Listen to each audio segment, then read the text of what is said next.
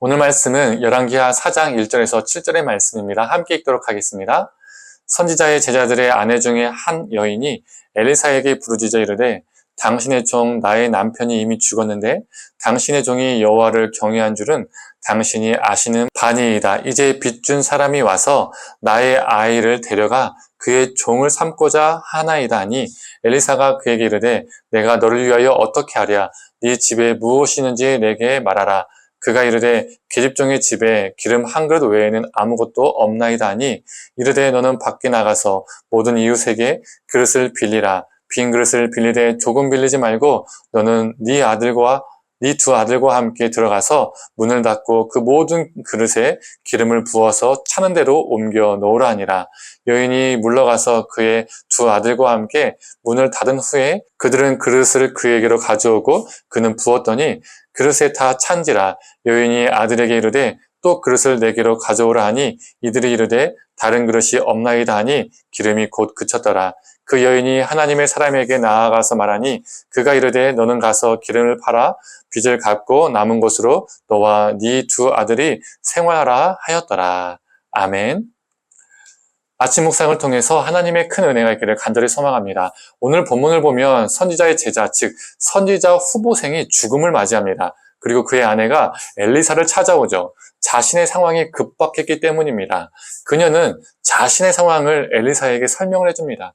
자신의 남편에게 빚이 있었고 채권자가 그녀에게 찾아와서 돈을 갚지 않으면 너의 두 아들을 종으로 팔 거야 라고 협박을 했습니다. 그녀는 이미 남편을 잃었고 이제는 자신의 두 아들도 잃게 될 상황에 놓여 있었습니다. 이때 엘리사의 반응이 어떻습니까? 그래서 무슨 상관이야? 내가 빚진 거야? 네 남편이 빚진 거야? 이렇게 말했을까요? 아닙니다. 당연히 아니죠. 그는 이렇게 말합니다. 내가 너를 위하여 어떻게 하랴? 라고 묻습니다. 표준 세번역과 공동 번역은 조금 더 와닿게 번역이 되어 있습니다. 표준 세번역은 내가 어떻게 하면 도움이 되겠는지 알려주시오 라고 말하고 있고요. 공동 번역은 내가 어떻게 하면 당신을 도울 수 있겠소? 라고 물어봅니다. 이 엘리사의 말에서 무엇이 느껴지십니까? 어떻게든 이 여인을 돕고자 하는 마음이 느껴지죠. 기적이라는 것은 내가 지닌 능력 때문에 발휘되는 것이 아닙니다. 아파하고 슬퍼하는 자들에 대한 공감과 체휼에서 기적이 나오는 것입니다. 내가 아무리 능력이 좋고 돈이 많아도 긍휼과 사랑이 없으면 그 사람의 삶 가운데는 기적이 일어나지 않습니다. 어딘가에 기부를 해도 내가 능력이 좋아서 내가 돈이 많아서 내가 한 일입니다. 나의 공치사, 나의 업적이 되는 것이죠. 그러나 기적은 내가 능력이 없더라도 내가 삶의 벼랑 끝에 서 있는 그 사람들을 돕고자 할 때에 그 기적이 나오는 것입니다. 복음서를 보면 어떻습니까? 오병이어 사건을 보면 어떻죠? 배고파하는 무리를 보시고 예수님께서 긍휼히 여기셨기 때문에 일어난 사건입니다. 예수님이 권능이 있어서 일어난 게 아니라 물론 예수님께서 권능이 있으시죠. 그런데 예수님이 그들을 긍휼히 여기셨기 때문에 일어난 것입니다. 권능은 그 다음의 문제이죠. 성도님들, 우리 삶에 기적이 많이 일어나길 소망합니다. 사람을 사랑하고 긍휼히 여기는 마음, 이 마음이 오늘 하루도 우리 가운데 있기를 간절히 소망합니다. 또 오늘 본문을 보면 엘리사는 모든 이웃에게 그릇을 빌리되 조금 빌리지 말고 많이 빌려라 라고 이 여인에게 말합니다. 모든 그릇에 기름이 차는 대로 다 옮겨라 라고 말을 하죠. 엘리사는 기름을 부으라고 말하는 것이고 이 말을 행동으로 옮겨야 하는 것은 이제 과부와 두 아들의 몫입니다.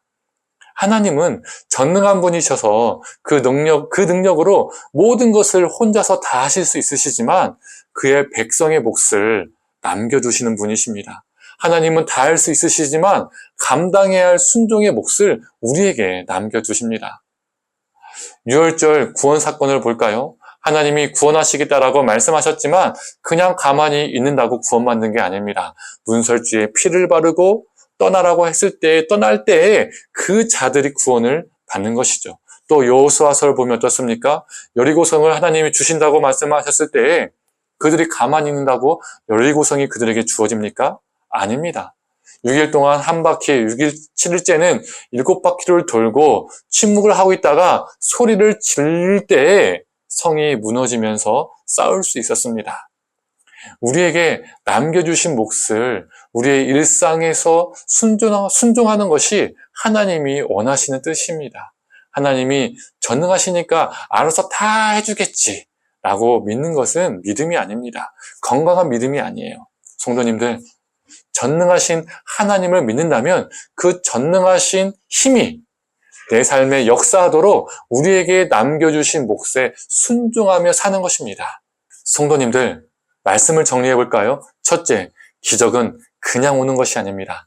이웃을 향한 사랑과 긍휼한 마음이 있을 때 그 안에서 역사합니다. 둘째, 우리 하나님은 감당해야 할 순종의 몫을 우리에게 남겨주십니다.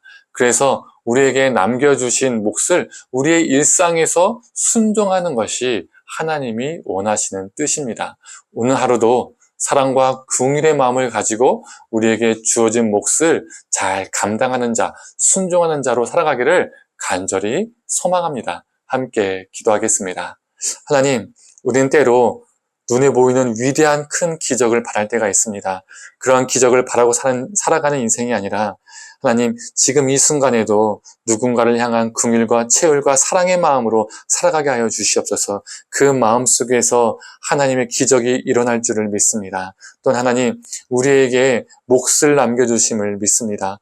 하나님, 하나님께서 전능하시지만 전능하신 하나님께서 우리가 순종해야 할 몫, 우리가 감당해야 할 몫을 남겨주심을 믿습니다.